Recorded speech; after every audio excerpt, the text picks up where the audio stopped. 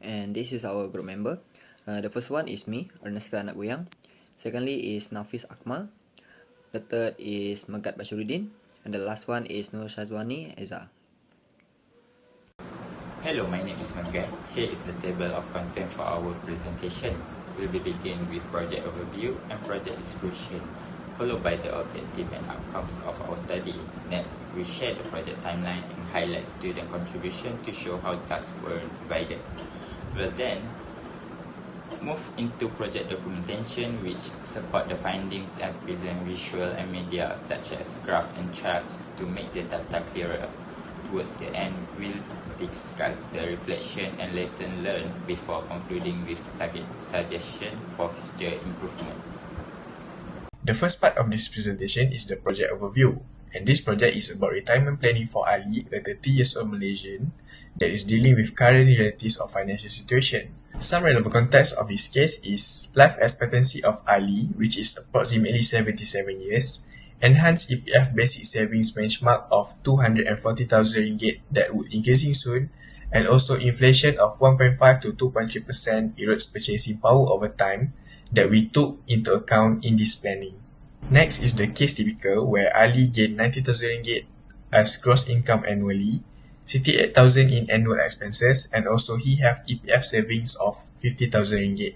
The main insight of this project is the EPF provides an excellent foundation, but calculation reveals that shortfalls to reach goal quantities, more planning or investing is essential for real comfort. For broader context, 62% of EPF members fall short of savings goals based on volatility, subsidies and rises in other costs. So, this project demonstrates requirement to proactively plan. Project description. The first one is Ali's profile, and again, Ali is a 30 years old Malaysian with 7.5 thousand per month salary, 6.5 thousand per month expenses, and also he would want to retire at 60 years old, where he will get 30 years to save and also buffer to 90 for longer life. Then we have data that we gain and reuse in this plan, which is EPF 24% contributions from 11% of employee and also 13% from employer. 2.5 inflation, which is slightly above forecast of 1.5% and 2.3%. We also have 5% salary graph of Ali and 6% of EPF returns with historical average of 5.9% of return. And the third one, we have expense projection, which today's 78,000 ringgit per year would inflate to 163,400,000 in retirement year 1. Next is the EPF breakdown. Ali current balance of EPF, which is 50,000 ringgit, would grow to 287 and 175 ringgit. And also, annual contribution by Ali, which is 21,600 ringgit, would grow to 3,070,656 ringgit. The total would be 3 million plus ringgit, and this is Ali's EPF balance after 30 years. And further expansion of the calculation part will be given by Ernesta. To achieve Ali's retirement goal, we suggest Ali to fill gap with PRS or funds to gain tax benefits that will be 5 to 7% returns. We also suggest Ali to protect himself against health costs that will be affected by inflation with 200 or 400 ringgit per month insurance and also 6 to 12 months emergency savings. This is the project objective and outcomes. The first one is we have to develop the case where we have to study Ali's profile and consider age, finances, and current factors like inflations. Then we have to calculate the savings, and we estimate Ali will need around 4 million ringgit for his retirement. And lastly, we have to identify the challenges that we have to address: volatility, health costs, longevity where insurance, emergency funds, and diversified portfolio to help Ali to reach his retirement goal. Next is the project outcomes, and the first one is Nest 8 goal, where Ali will need 4,090,000 ringgit target for 163,000 annual drawdown, sustainable for 30 years. Then the EPF analysis, 3.36 million ringgit projected 727,000 ringgit shortfall versus comfort benchmarks. And lastly, the plan recommendations. We suggested Ali to do automated PRS savings and also contingencies for 3.4% inflation to help with his retirement plan. Now, let me walk you through our project timeline for this retirement planning case study. We begin in week 1 on 8 August 2025 with group formation and research. During this stage, we divided roles among team members. chose the retirement planning topic and started collecting basic economic and financial data. Next, in week 2 on 13 August, we move into case study development. Here we develop early retirement profile and gather Malaysia 2025 economic assumptions such as inflation, EPF returns, and life expectancy. We also draft some preliminary calculation. By week 3 on 24 August, we focus on simulation and analysis. We ran projection of early EPF savings, estimate his total retirement needs, and identify any saving gaps. This allowed us to test whether his current plan would be sufficient. Moving forward to week 6 on 14 September, we began report compilation. At this stage, we analyze risks such as inflation, medical costs, and longevity. We also decided on realistic recommendation for early retirement strategy and test different approaches to strengthen the findings. Finally, in week 7 on 22 September, we will do the final submission. This includes finalizing the written report, recording our presentation video, and submitting everything through YouFuture or Google Classroom. Throughout the short semester, we track progress via Google Docs and held weekly meetings to ensure everyone stay aligned.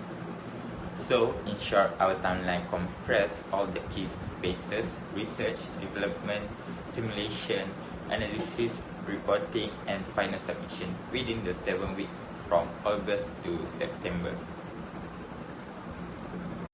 Hi, I'm Ernesta, and here a quick overview of our team contribution and role. Nafiz, the lead of the research, analyzes the Malaysian retirement landscape and things like EPF role, inflation, and pension scheme.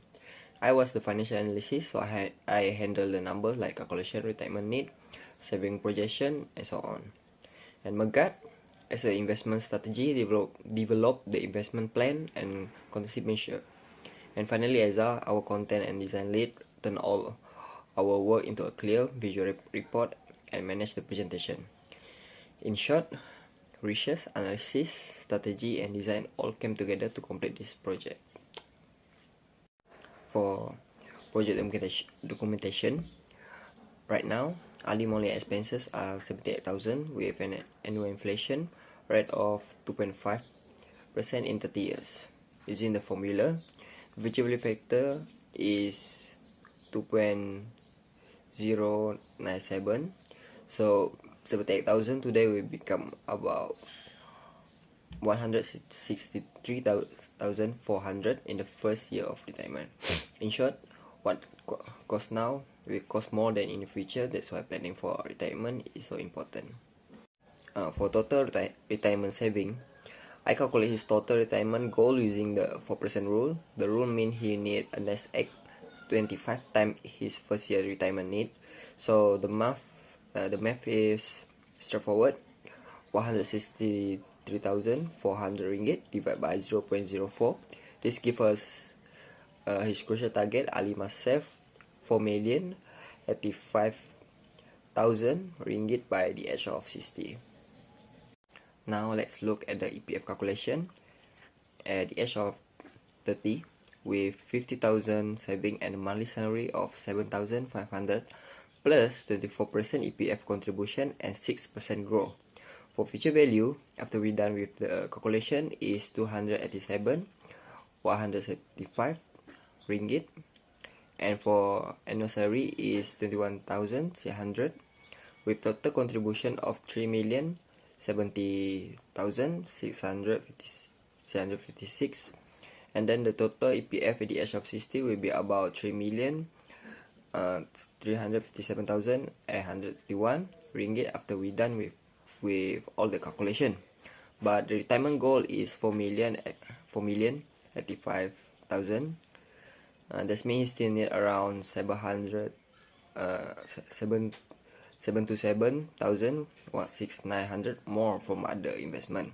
So the key point is EPF alone is not enough. We must plan extra saving for retirement. So as you can see at the chart, so what the number tell us, this chart visualize the gap my calculation identified.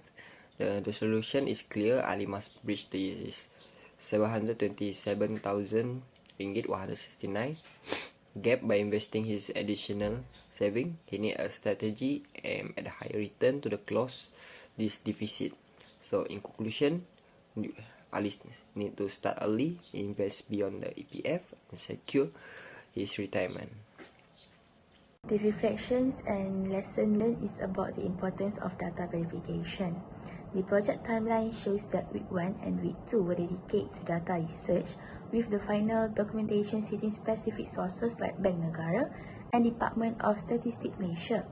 This focus on using reliable official data is a crucial lesson. Financial modeling is only as good as the data is built on. The team learned the importance of data verification and the challenge of sourcing up-to-date, reliable information in a dynamic economic environment. Using official sources ensure the projections for inflation, salaries and cost of living were grounded in reality, giving the entire case study credibility. So, the second one is about the power of diversification and supplements. A central finding of the case study is the minor shortfall EPF funds. The solution present is not to simply increase his EPF contribution, but to diversify into other instruments like a private retirement scheme, which is PRS, and unit trust. Over-reliance on a single saving vehicle, even a robust one like EPF, creates a concentration risk.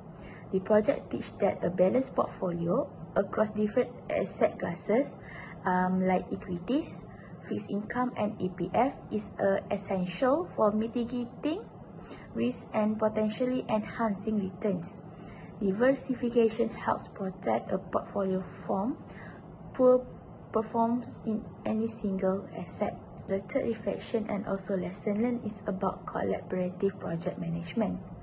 The project was managed through weekly meeting and the using of the Google documents.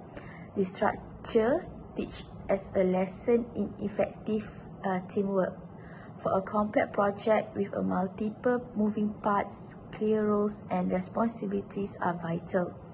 By assigning specific tasks like data research, visual and report writing to different members, the group was able to work efficiently and ensure all the aspects of the project were complete. The mention of Google document with weekly meeting highlight the importance of using collaborative tools for progress tracking and communication, which is crucial for remote or hybrid work environment. Now let's move on to the future improvement Ali can take to strengthen his retirement plan. First, Ali currently faces a shortfall of RM 727,000 ringgit since his projected EPF balance is RM 3.36 million. But he needs RM 4.085 million to close this gap. He should consider investing RM 1,000 to RM 1,500 monthly into unit trust, PRS or ETF with targeted return of around 5 to 7% over 30 years. This could grow enough to cover the shortfall. Second, Ali can treat property as an asset. Buying a residential property before retirement could give him long-term capital appreciation and additional rental income. Third, we recommend health and insurance planning. Medical inflation in Malaysia is around 10 to 12% yearly. So Ali should get comprehensive medical coverage, budget around RM 400 per month, and also maintain an emergency saving buffer of at least 6 to 12 months. Fourth, Ali can increase his saving rate gradually. This can be done by topping up his EPF contribution voluntarily or setting aside 5 to 10% of annual salary increments. Another option is to consider delaying retirement from age 60 to 62 or even 65. Just a few extra years allows savings to grow further and reduce the withdrawal period, improving sustainability. 6. Ali must plan for rising expenses. Retirement costs are projected to increase with inflation. So, he should review his plan every 5 years, adjusting for salary growth, inflation, or lifestyle changes. Finally, Ali could build passive or side income streams such as freelancing, online business, or rental income. Even a small passive income of RM1,000 ringgit per month can add significant support over time. In conclusion, Ali's EPF saving alone won't be enough, but with the diversified investment, higher savings, proper HIF coverage, and possible side income, it can realistically achieve financial independence by retirement.